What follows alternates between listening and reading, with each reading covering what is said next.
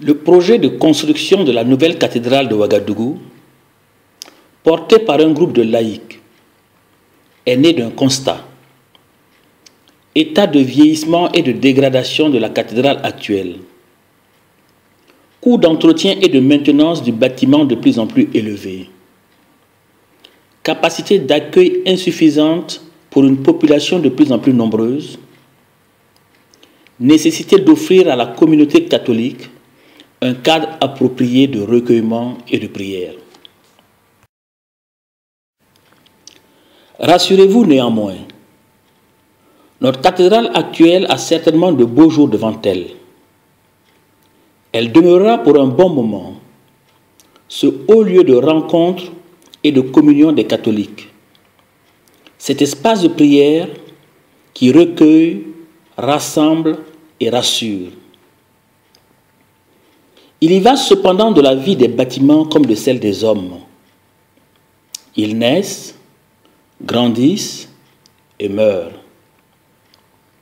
Préparer une relève, rêver d'une solution alternative ne signifie point souhaiter une disparition, mais être prêt, le moment venu, comme le fils qui regarde vieillir son père et qui sait qu'il faut s'apprêter. Voilà comment est né notre rêve.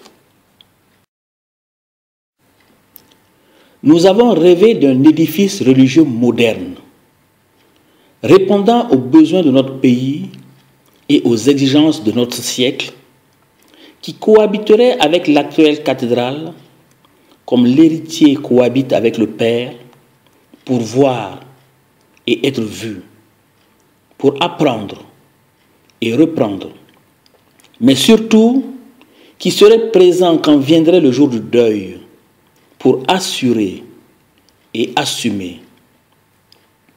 Ce rêve semblait cependant présomptueux, eu égard à la difficulté de plus en plus croissante à mobiliser des ressources financières pour la réalisation d'un édifice religieux catholique. Pour que le rêve devienne possible, nous avons eu cette intuition d'un édifice religieux qui s'autofinancerait, c'est-à-dire une cathédrale qui tirerait de ses activités, en s'inspirant de ses traditions, les moyens de son financement. Voilà comment est née notre intuition. Cette inspiration était la suivante. Si nous pouvions convaincre une partie des catholiques, pour un prix similaire à ce que l'on dépense généralement pour une sépulture dans un cimetière, d'acquérir une concession funéraire dans les sous-sols d'une cathédrale que nous construirions, alors les bénéfices escomptés de cette économie d'échelle permettraient de financer cette cathédrale et ses équipements d'accompagnement. De plus, les défunts qui y séjourneraient profiteraient des nombreuses prières prononcées sur les lieux, d'une meilleure sécurité et d'un environnement plus propice au repos éternel. Mais une inspiration, aussi imaginative soit-elle, pour être féconde, se doit d'être appuyée par un projet. Voilà comment est né notre projet. Le projet architectural comportait, outre la cathédrale, un mausolée, un presbytère, un bâtiment pour laïcs, un bâtiment des pompes funèbres et des places de parking. Il nécessitait un terrain de 10 hectares. Sans terrain, pas de cathédrale.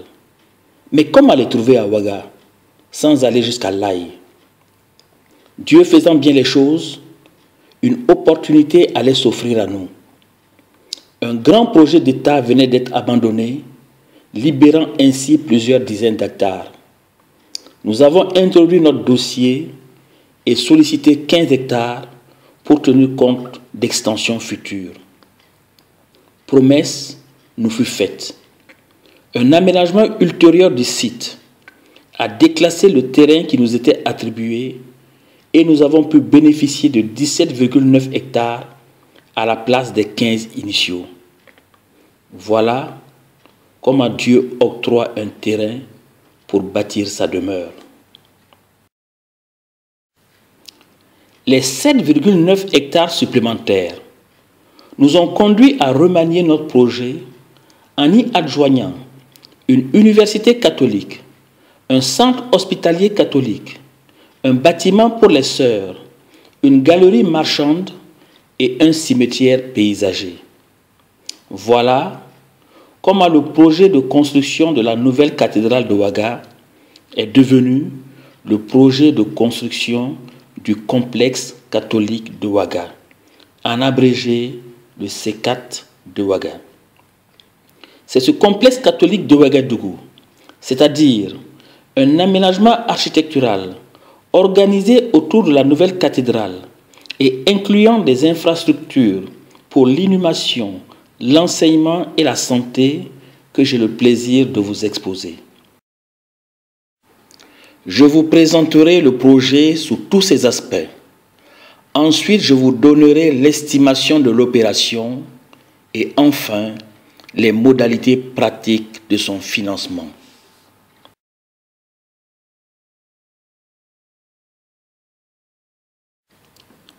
Le terrain du projet est situé au sud de la ville de Ouagadougou, dans le quartier Ouaga 2000, à l'angle de la route de Saponé et du nouveau boulevard en construction.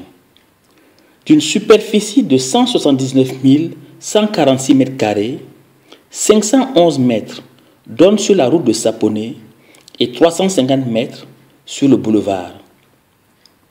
La zone du projet est constituée de terrains vagues et de constructions précaires. Des voies de circulation bordent les 4 côtés du site, ce qui permet un aménagement plus aisé des places de parking extérieures. Côté sud du terrain, de l'autre côté de la voie, est prévu un hôtel de grand standing. Plus loin, sur le même axe et du même côté, une salle de conférence incluse dans un parc urbain possédant un zoo et un jardin botanique. Le cimetière de la route de Saponé se trouve en face de ce parc, de l'autre côté de la voie. Le site du projet est à 5 minutes en voiture du rond-point de la Patte d'Oie, le situant de ce fait pratiquement en pleine ville. L'agglomération de Ouagadougou, s'accroissant principalement vers le sud, on peut prévoir dans un proche avenir un ancrage plus fort de notre projet dans un tissu urbain propice à toutes sortes d'activités.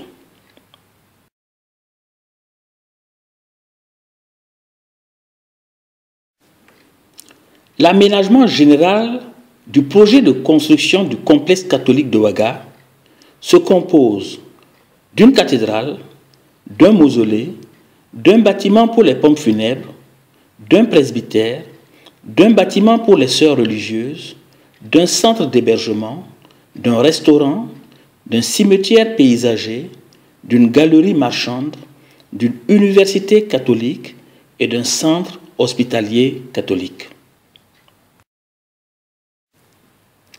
En plus de ces bâtiments, sont prévus à l'intérieur du site 1700 places de parking pour 4 roues et 2000 places pour 2 roues. À l'extérieur et le long du mur de clôture sont aménagées 400 places supplémentaires de parking pour 4 roues et 2000 autres pour 2 roues. Plusieurs entrées permettent d'accéder à l'intérieur du complexe catholique, mais l'une d'elles, située côté ouest, constitue son accès principal. À proximité de cette entrée se trouve la salle de vente des objets de piété. Ainsi, l'on pourra à tout moment acheter chapelets, livres, médailles, pagnes, etc. La circulation à l'intérieur du site se fait essentiellement sur l'axe est-ouest. L'esplanade de la cathédrale, surélevée de 1,5 m par rapport au terrain naturel, englobe la cathédrale et le mausolée, dont la couverture, située elle aussi à 1,5 m au-dessus du niveau de l'esplanade, offre un plateau cérémoniel de 11 000 m² pour les manifestations de plein air. La cathédrale occupe une position centrale dans l'aménagement. C'est elle qui a servi de guide au positionnement des autres bâtiments. Côté sud de la cathédrale, on trouve le bâtiment des Sœurs, le cimetière paysager et les galeries marchandes dont les façades principales donnent sur rue. Côté nord se situe le presbytère, le centre d'hébergement, le restaurant et plus loin au nord, donnant sur le nouveau boulevard, l'université catholique et le centre hospitalier catholique. Un mur de clôture, décoratif sur les façades nord et ouest et ordinaire à l'est, ceint l'ensemble du terrain. Certains bâtiments ou espaces, presbytère, bâtiment des Sœurs, restaurant, université catholique, centre hospitalier catholique, cimetière paysager, possèdent leur propre clôture. Les places de parking sont judicieusement positionnées au centre pour servir l'ensemble des activités.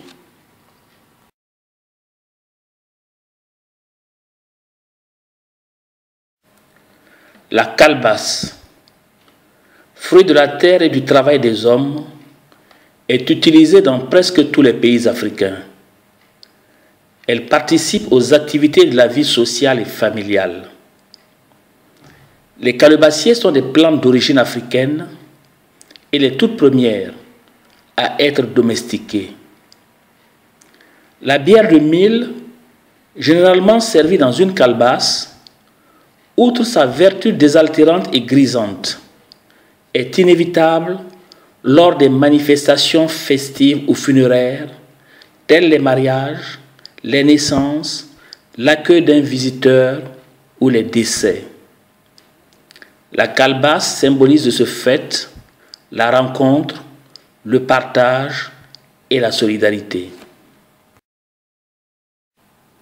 La calebasse, une fois séchée et vidée, offre une peau dure presque semblable au bois. Elle est utilisée pour la fabrication d'objets divers. Elle existe sous plusieurs couleurs. Elle existe également sous des tailles différentes, une forme arrondie ou allongée, une texture lisse ou granuleuse. La calebasse est le plus souvent utilisée comme ustensile de cuisine, gourde ou unité de mesure. La calebasse sert également pour le transport des boissons et des aliments. Dans certaines cultures, elle est utilisée comme parure dans les mariages, les baptêmes et les diverses cérémonies. Elle sert à la confection d'objets artisanaux ou décoratifs. Elle est utilisée pour la fabrication d'instruments de musique ou utilisée telle qu'elle lors des réjouissances, des cérémonies coutumières ou religieuses. Elle permet la création d'objets magiques ou funéraires. Elle est utilisée comme récipient ou instrument de musique au cours des liturgies religieuses catholiques. Cette peinture d'expression africaine est une interprétation de la célèbre œuvre La Scène de Léonard de Vinci. Elle représente Jésus de Nazareth, une calebasse en main, entouré de ses 12 apôtres, le jeudi saint, veille de sa crucifixion. Il prit ensuite une coupe, et après avoir rendu grâce, il la leur donna en disant « Buvez-en tous ». Matthieu 26, 27. Par la parole, la calebasse, cette coupe objet cérémoniel du sacrifice, devient pour nous mémoire et symbole. Nous utiliserons la calebasse dans la conception de notre projet comme objet culturel africain et comme symbole chrétien du sacrifice.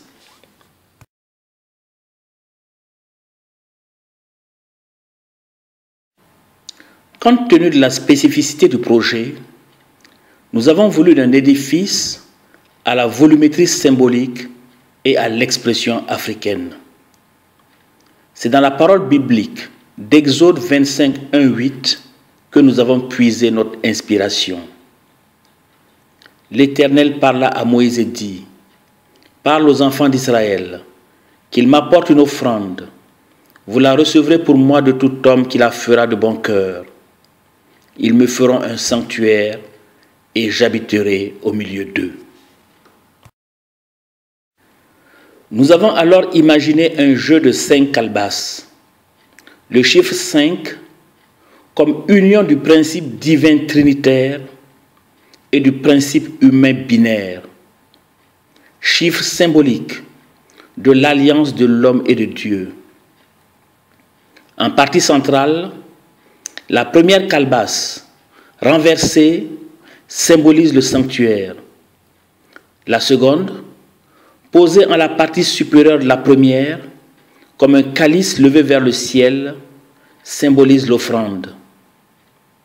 En périphérie, 3 calebasses, de forme, de taille et de couleur identiques, reliées entre elles par une couronne royale, symbolisent la Sainte Trinité et la présence divine. Notre nouvelle cathédrale se veut ainsi l'expression africaine de cette parole biblique, projetée architecturalement sous le triple symbolisme de l'offrande, du sanctuaire et de la présence divine. Mais notre symbolisme va plus loin. La calebasse renversée, avec ses 3 bandes dorées, rappelant les 3 couronnes d'or, surmontées d'un globe et d'une croix, symbolise la tiare papale. Les couleurs blanc et or symbolisent la pureté et la royauté, l'innocence et la richesse. C'est aussi les couleurs du drapeau du Vatican. Le plan circulaire du bâtiment rappelle la rotondité des cases et des concessions traditionnelles africaines. Il symbolise la divine présence d'après la métaphore de Blaise Pascal. Dieu est un cercle spirituel, dit-il, dont le centre est partout et la circonférence nulle part. La verrière, ce globe de verre placé au-dessus de l'édifice, conduit sur l'autel la lumière, reflet architectural de la parole, dans l'évangile de Saint Jean 8, 12. Je suis la lumière du monde. Celui qui me suit ne marchera pas dans les ténèbres, mais il aura au contraire la lumière de la vie. Côté nord, sud et ouest du bâtiment, 3 entrées abritées sous d'énormes calottes nous exhortent à avancer jusqu'à l'autel de Dieu en empruntant l'une des 12 allées portant chacune le nom d'un apôtre du Christ. Ce sont les apôtres qui nous conduisent à l'autel dont la position centrale indique la présence de Jésus au milieu de son peuple. Sur le plan fonctionnel, la nouvelle cathédrale a un rayon de 50 mètres et culmine à 50 mètres de hauteur. Sa capacité est de 10 000 places assises, 7 000 au rez-de-chaussée et 3 000 au niveau supérieur. Au rez-de-chaussée, plusieurs entrées permettent d'accéder à l'intérieur de l'édifice. 3 principalement, celles de l'ouest, du nord et du sud, ont une importance particulière. Elles permettent d'atteindre 6 salles polyvalentes de 100 mètres carrés chacune qui pourraient servir de chapelle, salle d'adoration, de réunion ou de bureau. Il est prévu à l'est du bâtiment une sacristie de 80 mètres carrés et une chapelle de 200 mètres carrés. L'autel, avec sa position centrale, est inscrit dans un espace circulaire de 20 mètres de diamètre. Derrière l'autel, côté est, un espace est réservé aux concélébrants dont le nombre pourrait atteindre 200. Derrière les concélébrants se trouvent des places assises pour d'éventuels officiels. Mais les jours ordinaires de messe, ces places pourraient être occupées par les fidèles. 8 escaliers, bien répartis et situés à l'arrière, permettent d'accéder à la mezzanine sans pour autant perturber le déroulement de l'office.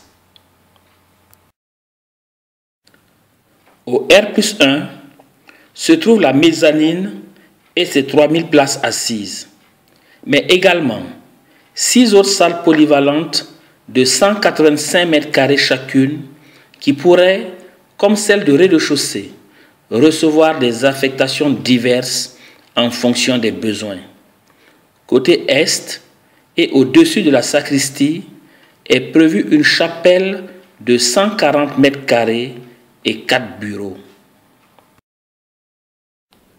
Plus haut, au R+2, côté est, on trouve l'espace réservé à la chorale. Cet espace de 300 mètres carrés peut contenir à la fois plusieurs ensembles. La position surélevée des choristes permet de les mettre en relief, attirer l'attention et les regards sur eux. L'électroacoustique, utilisé pour la sonorisation de la salle, permettra une bonne audition, quelle que soit la position des choristes.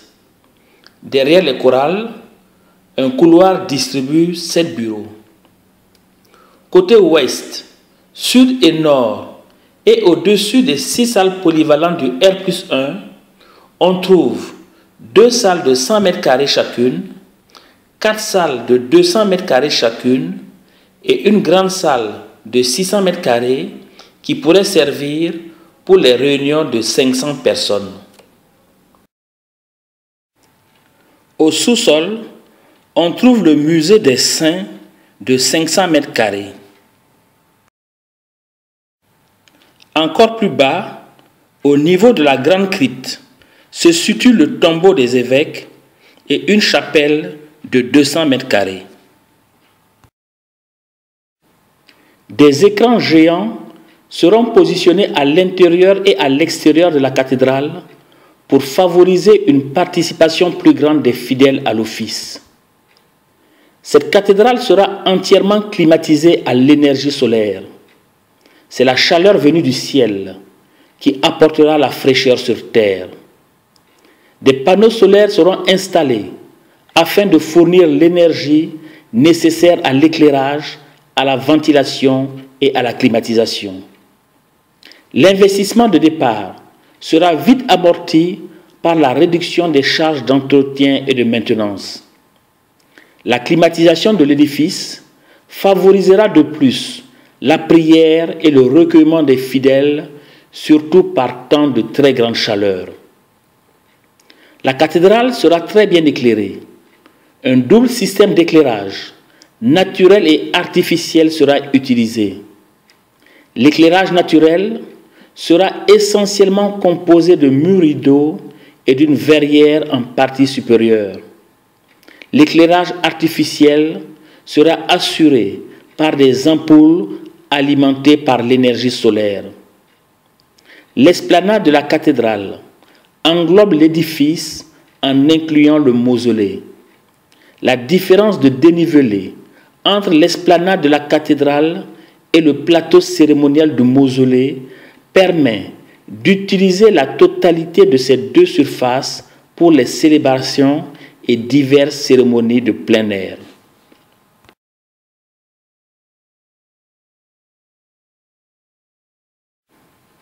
Parlons à présent de notre mausolée. Mais avant tout, faisons un bref rappel historique. Notre relation de chrétien au tombeau, commence par cette image représentant Marie-Madeleine, perplexe, qui vient de constater que le tombeau était vide. Un tombeau semblable à celui-ci, creusé dans la roche, où le corps supplicié du Christ fut déposé et d'où il sortit vainqueur de la mort. Il est ressuscité. Alléluia. Le tombeau vide marquera le début du christianisme. Et si Christ n'est pas ressuscité, nous dit saint Paul, notre prédication est donc vaine, et vaine aussi est votre foi. 1 Corinthiens 15, 14. Les premiers siècles du christianisme seront ceux de la persécution des chrétiens qui veulent suivre le message et l'exemple du Christ. Depuis l'Antiquité, certaines carrières abandonnées étaient devenues une alternative au cimetière, ne pouvant accueillir toutes les sépultures. Plus tard, les chrétiens leur donnèrent le nom de catacombes. Ils leur donnèrent une signification particulière, les lieux où devaient reposer, dans l'attente de la résurrection, les corps de leurs martyrs, afin d'éviter qu'ils ne soient profanés.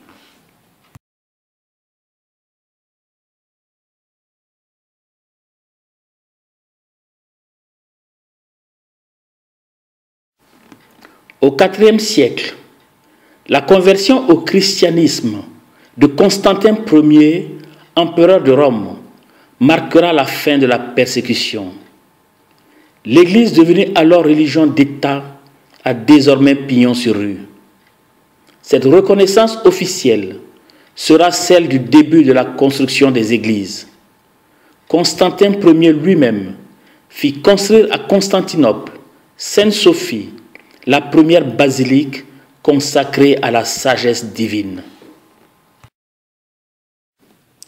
Les premières églises émergent surtout des catacombes où sont enterrés les martyrs du christianisme.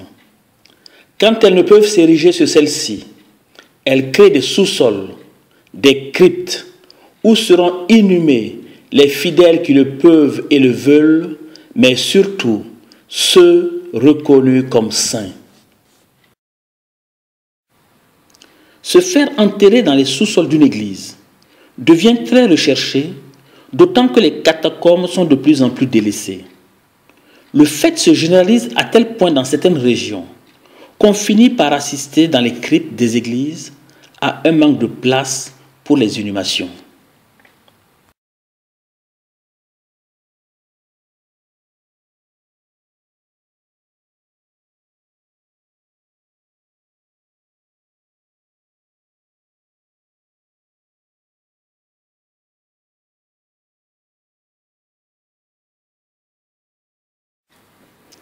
Cette pénurie de place dans les cryptes, comme d'ailleurs dans les catacombes, entraînera la transformation progressive de certaines d'entre elles en musées ou en ossuaires, lieux où l'on entasse les ossements des morts.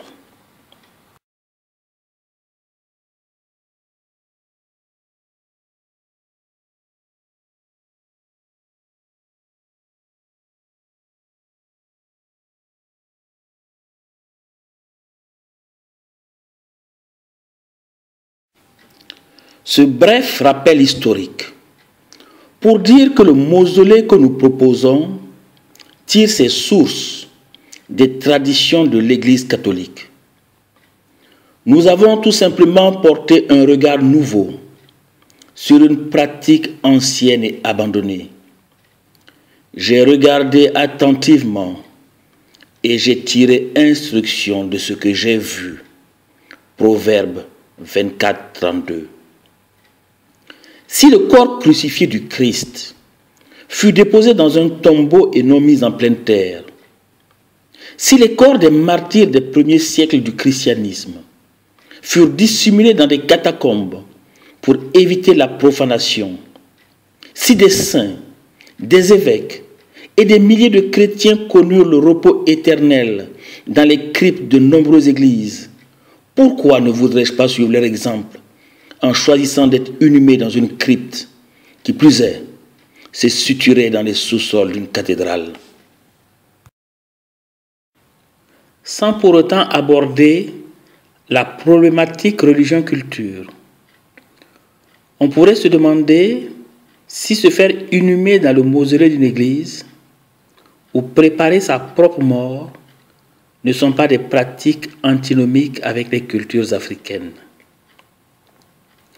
La rencontre des Africains avec le Christ à travers l'Évangile a changé ou conforté leur rapport à la mort et à l'inhumation.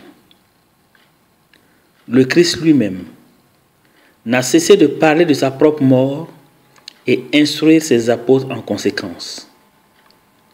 Choisir l'inhumation dans le mausolée d'une église plutôt que la mise en pleine terre dans un cimetière renoue d'une certaine façon avec une vieille tradition de l'Église catholique. Dans tous les cas, cela ne saurait être contradictoire avec une africanité christianisée. Notre mausolée est un espace à deux cryptes. La crypte évêque, réservée au tombeau des évêques. La crypte fidèle, destinée aux catholiques acquéreurs de concessions funéraires.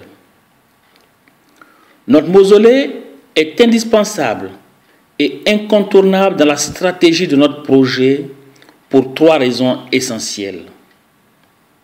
Il nous apportera les moyens financiers pour la réalisation du projet. Il permet d'ancrer davantage dans nos esprits le culte des morts. Il renoue avec la tradition catholique qui enterrait les siens dans les sous-sols des églises. Sur le plan formel, notre mausolée reprend la volumétrie, les couleurs et le symbolisme de la nouvelle cathédrale. Il est composé de calebasses s'emboîtant les unes dans les autres et s'enchevêtrant les unes aux autres pour former un tout, symbole de la totalité divine. Le sanctuaire mortuaire, situé face à celui des vivants, semble en être le double, tout en étant l'élément contraire.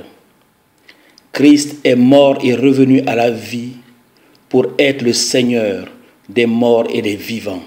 Romains 14, 9. La porte funéraire du mausolée tire sa justification monumentale du psaume 24, 7.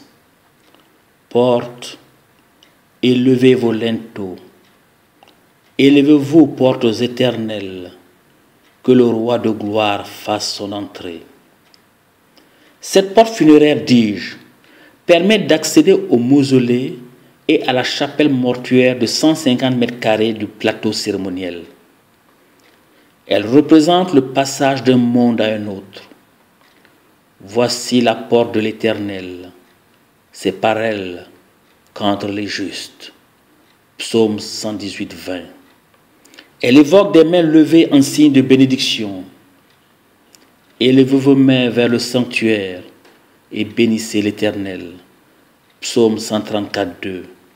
Elle exprime par un mouvement ascensionnel vers le Seigneur la prière et l'offrande. Que ma prière soit devant ta face comme l'encens et l'élévation de mes mains comme l'offrande du soir.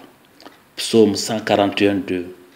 Elle symbolise par 7 hosties disposées en façade les 7 sacrements et les 7 dons de l'Esprit. Un rameau sortira du tronc d'Isaïe, et de ses racines croîtra un rejeton.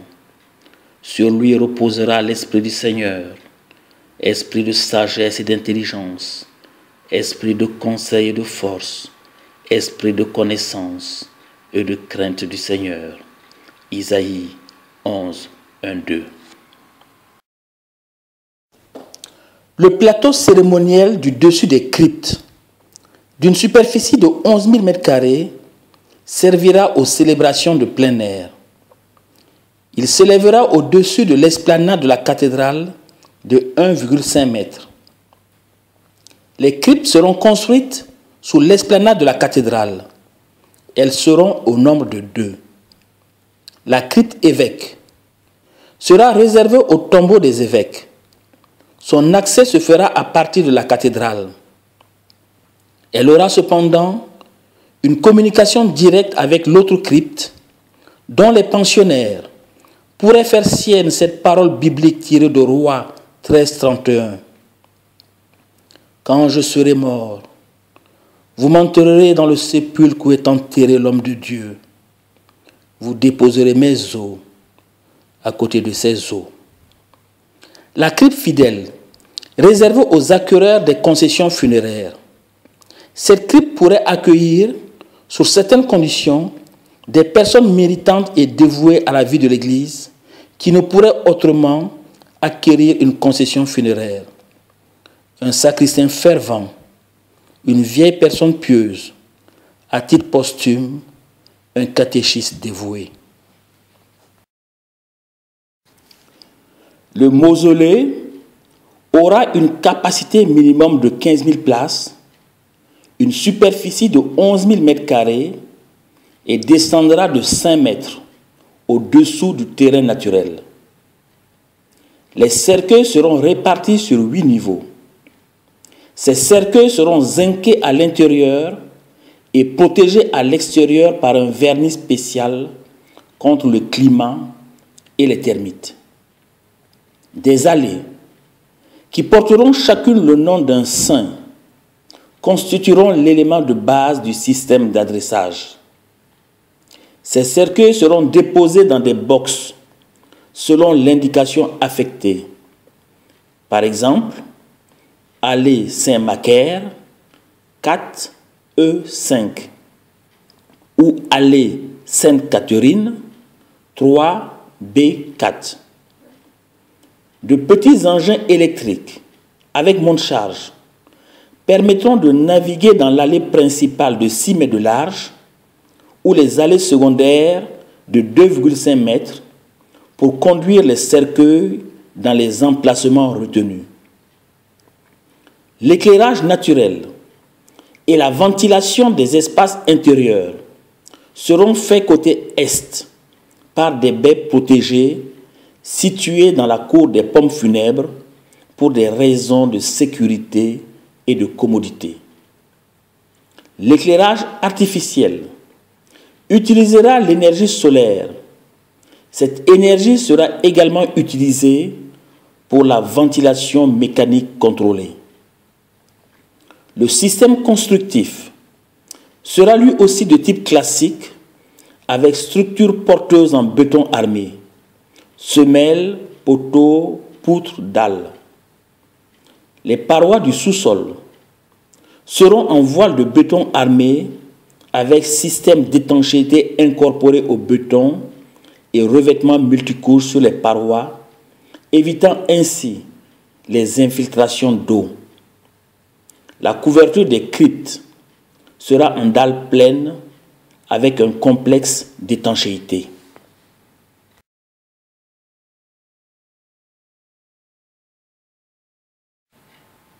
Le cimetière paysager est une variante de l'offre proposée par le projet à ceux qui préféreraient reposer en paix au milieu de l'heure. Il est exclusivement composé de 600 caveaux familiaux de 6 ou 8 places. La tradition de notre pays veut que tous les espaces publics soient des lieux de mixité sociale et confessionnelle. Les quartiers, les écoles, les hôpitaux comme les cimetières sont mixtes. Cette mixité est gage de fraternité et de paix sociale. Le cimetière paysager sera par conséquent ouvert à tous, sans distinction de confession. Tous ceux qui voudront acquérir un caveau familial pourront le faire, quelle que soit leur appartenance religieuse. Il suffira tout simplement de s'acquitter des droits de propriété. L'aménagement du cimetière sera de type paysager afin de rompre avec la monotonie habituelle des cimetières de Ouaga. Un cimetière n'est pas nécessairement un endroit austère, délaissé, abandonné, rejeté, oublié. Il est le lieu où reposent ceux que nous avons connus et aimés. Nous leur devons respect et considération. Ils sont simplement nos devanciers. On pourrait paraphraser Gandhi en disant: on reconnaît le degré de civilisation d'un peuple à la manière dont il traite ses morts. Une double voie de circulation de 10 mètres de large traverse de part en part le cimetière afin de permettre la circulation automobile les jours d'inhumation. Le cimetière sera ombragé et boisé d'arbres de grande hauteur. Les allées seront tracées et pavées, les caveaux alignés, des jardins créés, des banquettes installées. 2 oratoires de 50 mètres carrés chacun, l'un dédié à la Vierge Marie et l'autre à Saint Joseph, permettront le recueillement et la prière. Chaque caveau occupera en partie rez-de-chaussée un espace de 7 mètres carrés qui servira d'entrée au caveau et lieu de recueillement. En partie sous-sol, une trappe de 2,5 mètres sur 1 mètre permettra la descente des cercueils. Ceux-ci seront placés sur les côtés de part et d'autre de la fosse sur 80 cm de profondeur.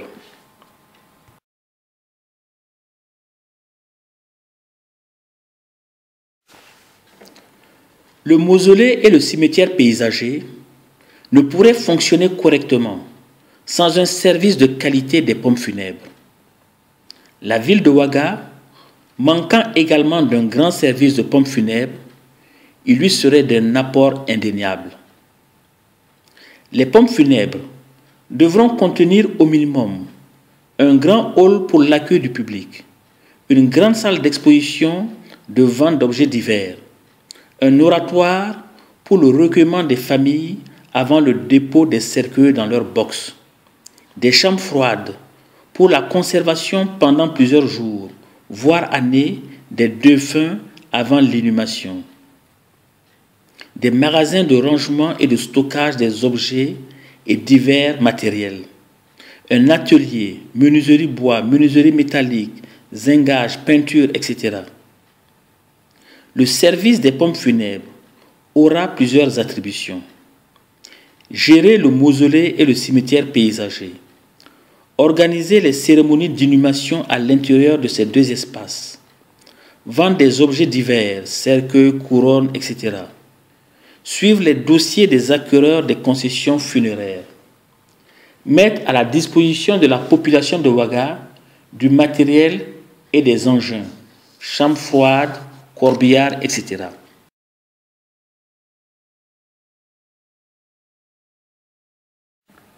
Le presbytère est un bâtiment à 2 niveaux et comportant 3 ailes. Sa superficie est de 900 mètres carrés. Au rez-de-chaussée, une aile sera réservée à l'archevêque de Ouagadougou comme pied-à-terre. Cette aile sera composée d'une salle de réunion de 40 mètres carrés, le bureau de l'archevêque de Ouaga de 32 mètres carrés, un petit bureau pour son secrétaire, une chambre à coucher de 40 mètres carrés et une salle d'eau. Une autre aile contiendra 6 bureaux de 25 mètres carrés chacun pour les prêtres. La 3e aile comportera une cuisine de 50 mètres carrés et une salle à manger de même superficie. Au R+1, la première aile comprendra 4 chambres de 30 mètres carrés chacune avec salle d'eau. La 2e aile contiendra elle aussi 4 chambres de 30 mètres carrés avec salle d'eau. Toutes les chambres seront ventilées et climatisées et auront un espace réservé au sommeil et un petit salon avec table de travail. La troisième aile possédera un oratoire de 50 mètres carrés et un salon télé de même superficie.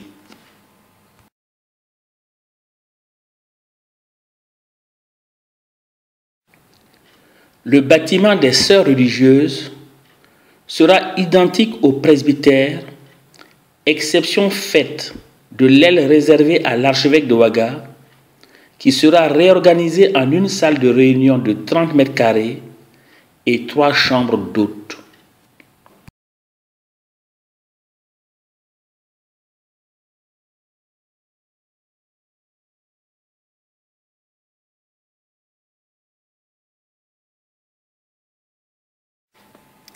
Le centre d'hébergement est composé de 3 entités identiques de 32 chambres.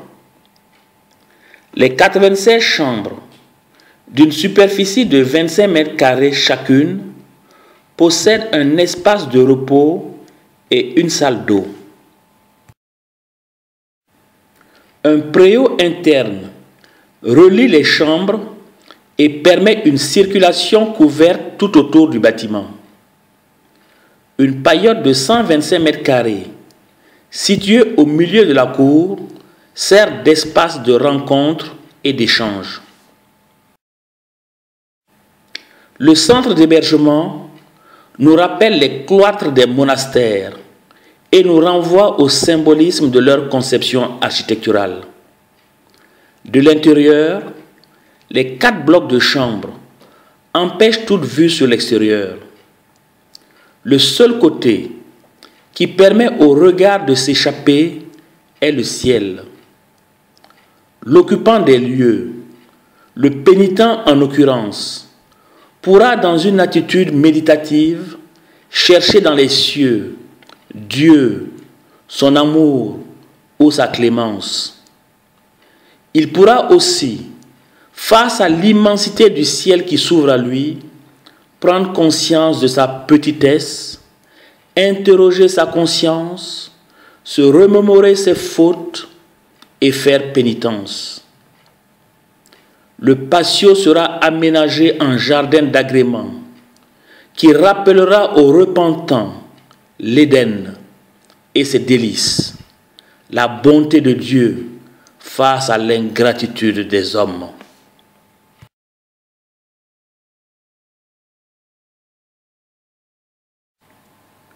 Un tel aménagement ne pouvait se concevoir sans un restaurant. Il devait être situé de manière à être utile aux activités du complexe catholique, mais également à s'ouvrir à une clientèle extérieure. Il devait aussi posséder des espaces intérieurs climatisés et des espaces extérieurs pour les soirées ou les périodes climatiques favorables aux repas en plein air. Le restaurant est donc composé d'une grande case fermée et climatisée, de paillotes et de jardins d'agrément. Il peut contenir en même temps 150 personnes dans les salles climatisées, 150 autres sous les paillotes et autant dans les jardins.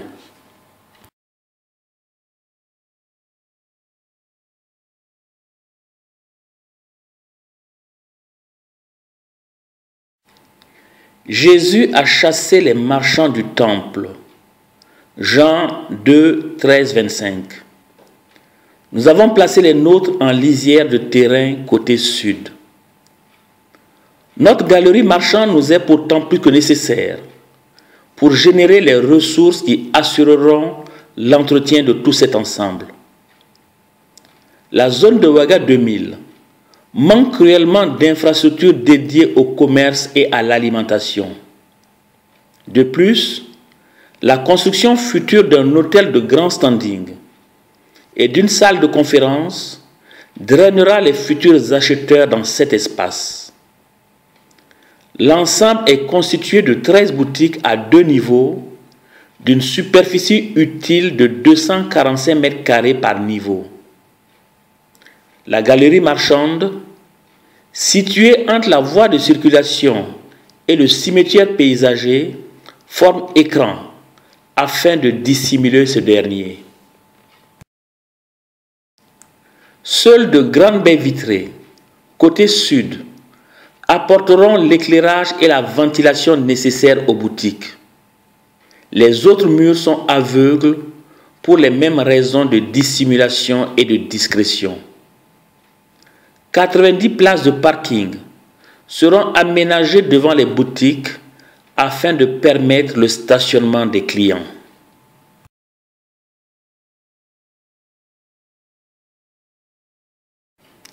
L'université catholique et le centre hospitalier catholique sont projetés à titre indicatif.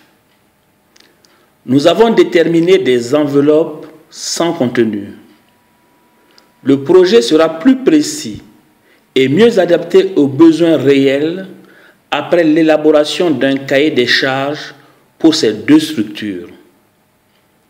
À titre indicatif, l'université catholique telle que projetée comporte un premier bâtiment de R+5, un deuxième de R+4 et un troisième de R+3. Le centre hospitalier catholique est composé de 2 bâtiments de R+2.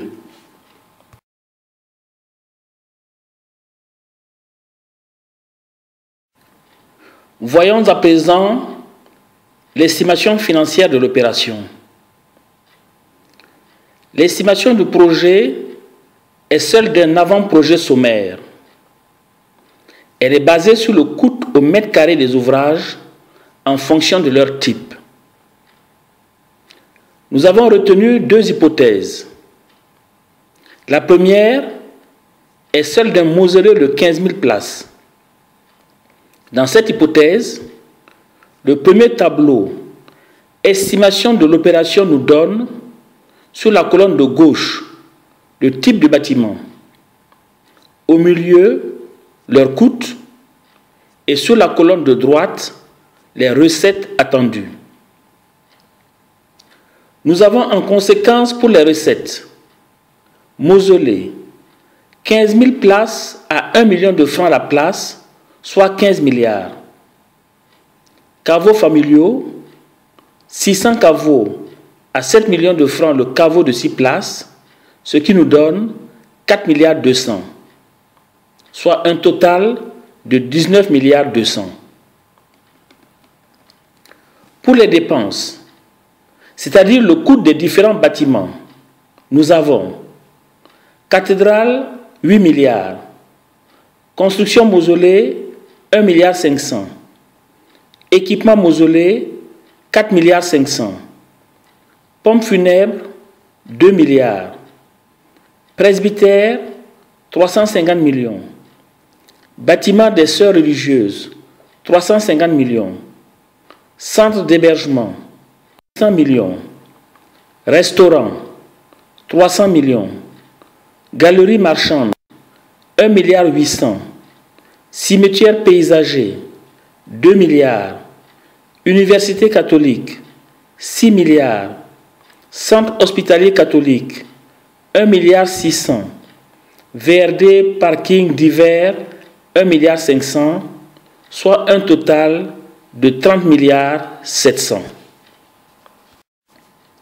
Le deuxième tableau, modalité de financement, nous montre, premièrement, nous finançons la totalité de notre projet à l'exception de l'université catholique et du centre hospitalier catholique. Les financements en matière d'éducation et de santé étant moins difficiles à obtenir, ce sont ces 2 entités que nous préférons différer. Deuxièmement, sur les 4 milliards 500 d'équipement du mausolée, nous faisons un approvisionnement de 600 millions de francs CFA. L'équipement du mausolée, c'est-à-dire la confection des box, le zingage, le vernissage, etc., est une opération à faire progressivement en fonction des décès qui pourraient intervenir, dans certains cas, au-delà même des 50 ans. Il n'est donc pas judicieux d'immobiliser une somme importante d'argent dans ces conditions. Les 600 millions de francs CFA que nous prévoyons seraient mieux placés afin de rapporter des intérêts plutôt que de les investir dans l'achat de matériel et matériaux pour l'inhumation. Ces intérêts, ainsi que les bénéfices attendus des différents investissements, à savoir centres d'hébergement, restaurants, galeries marchandes, pompes funèbres, pourront permettre de faire face pendant une longue période aux différentes dépenses de préparation des cercueils et des corps des défunts, comblant ainsi l'impasse apparente des 3,9 milliards que nous constatons. Troisièmement, en ce qui concerne les caveaux familiaux, le problème ne se pose pas puisque le montant des 2 milliards de francs CFA retenus englobe toutes les dépenses d'infrastructure, la préparation des corps et des cercueils étant dans ce cas de figure à la charge des familles.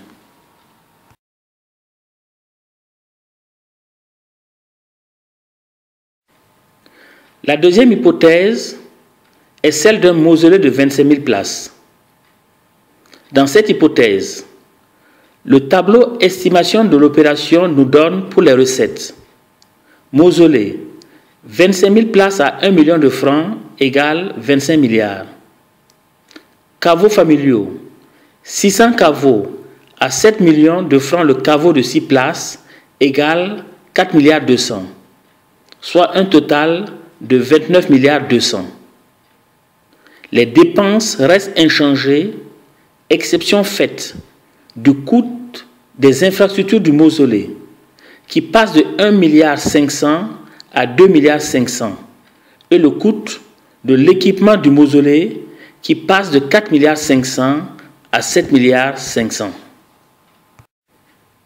Toujours dans l'hypothèse 2 du mausolée de 25 000 places, le deuxième tableau, modalité de financement, nous montre, premièrement, nous finançons la totalité de notre projet, université catholique et centre hospitalier catholique compris.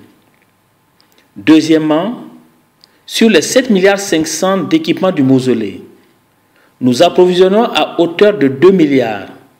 Le reste, 5 milliards 500, sera à combler sur la même période que dans l'hypothèse 1.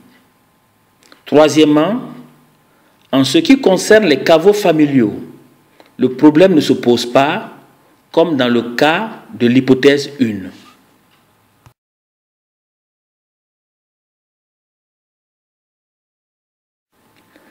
Incidence financière des actions de solidarité.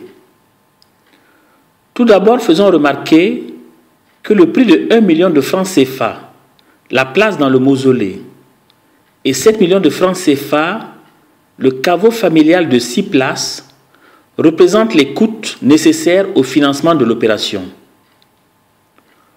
Pour ce que nous appelons les actions de solidarité, il faut distinguer celles en faveur des plus démunis et celles en faveur des différentes paroisses de la ville de Ouaga. 5% du montant attendu de la vente des concessions funéraires du mausolée, d'un montant estimé à 750 millions de francs CFA, sera offert aux moins nantis, moins méritants, au titre d'actions de solidarité, ce qui représentera un total de 750 places qui pourraient être octroyées à raison de 30 places par an pendant 25 ans.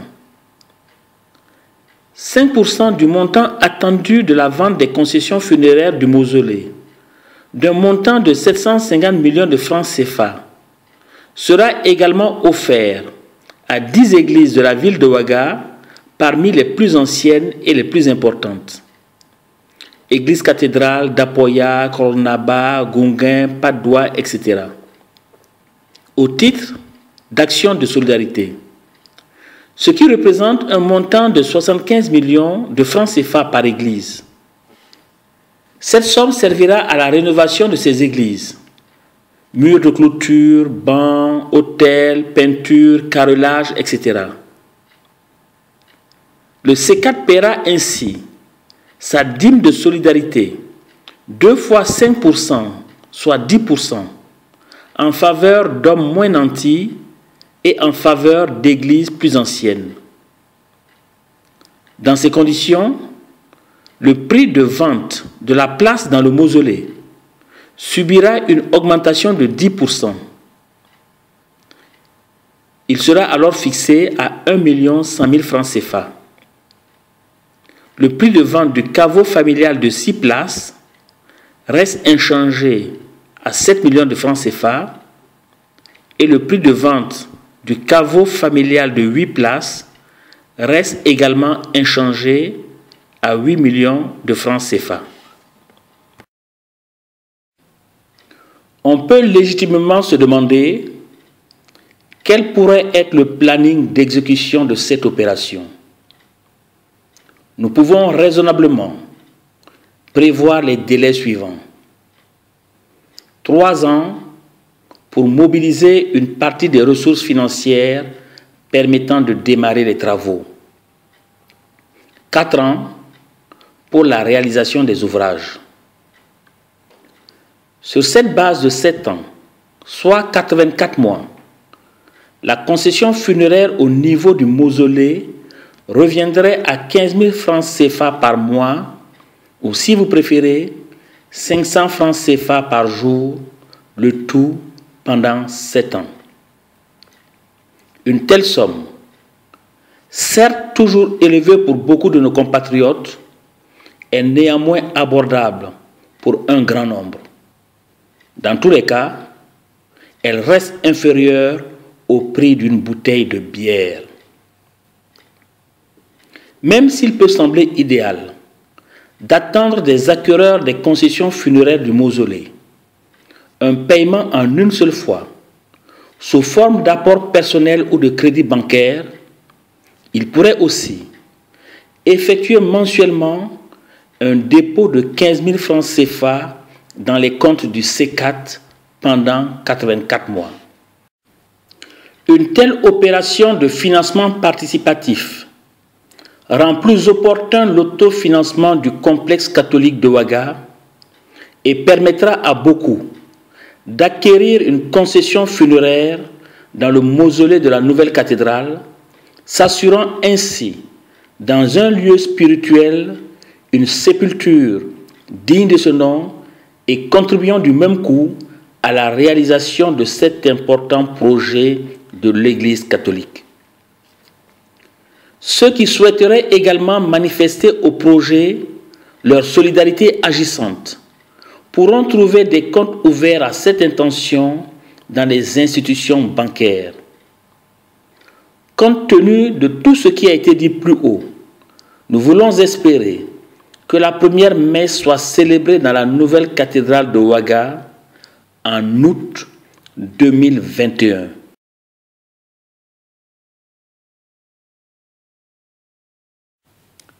Voilà présenté le projet du C4 de Ouaga. Ce projet a une dimension religieuse et sociale. Le C4 s'adresse certes à la communauté catholique, mais également à tous. Il a désormais quitté le domaine du rêve, mais pour qu'il devienne réalité, il nous reste à répondre à une question.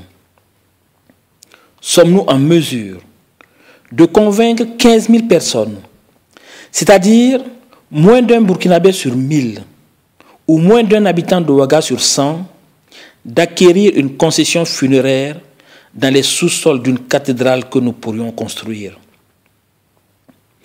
Nous avons toutefois de bonnes raisons d'être optimistes quant à la réponse à cette question, compte tenu des multiples réactions que nous enregistrons ça et là.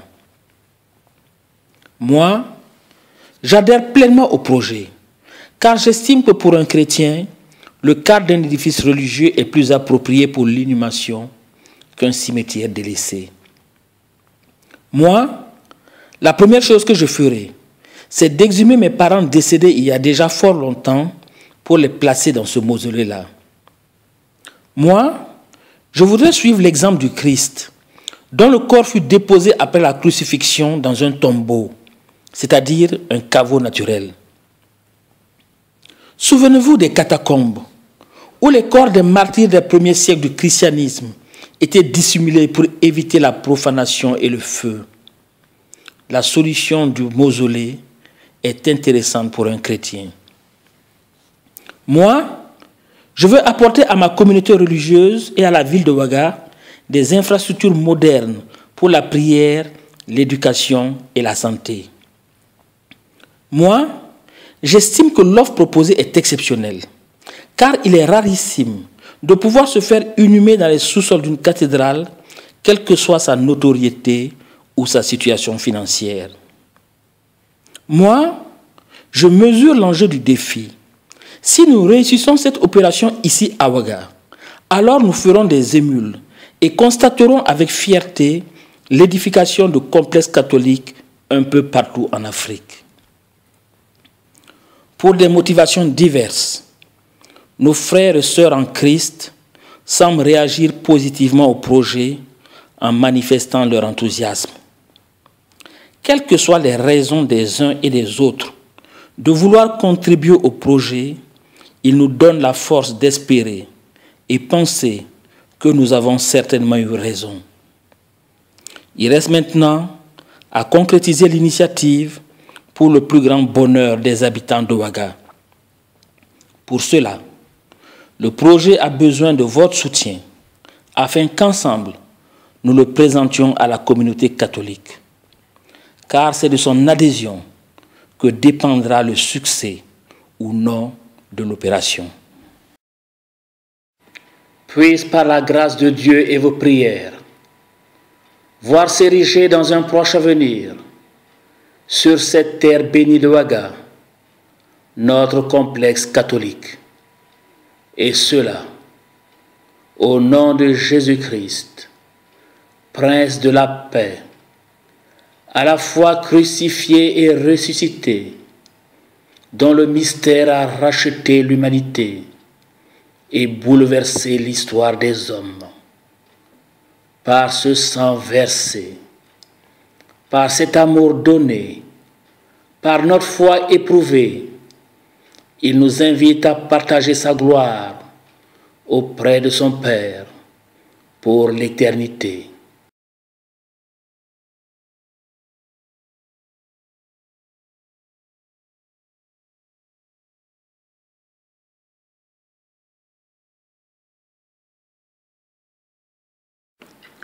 Esprit Saint, Esprit de vérité, divin Paraclet, nous voici prosternés devant toi. Toi qui es feu, ravive en nous les flammes de l'amour. Toi qui es langue, enseigne-nous le langage de la vérité. Toi qui es colombe, apporte-nous la paix. Toi qui sanctifies les demeures, sois l'hôte de ce projet. Dieu de l'espérance, Dieu de l'amour, Dieu des choses impossibles.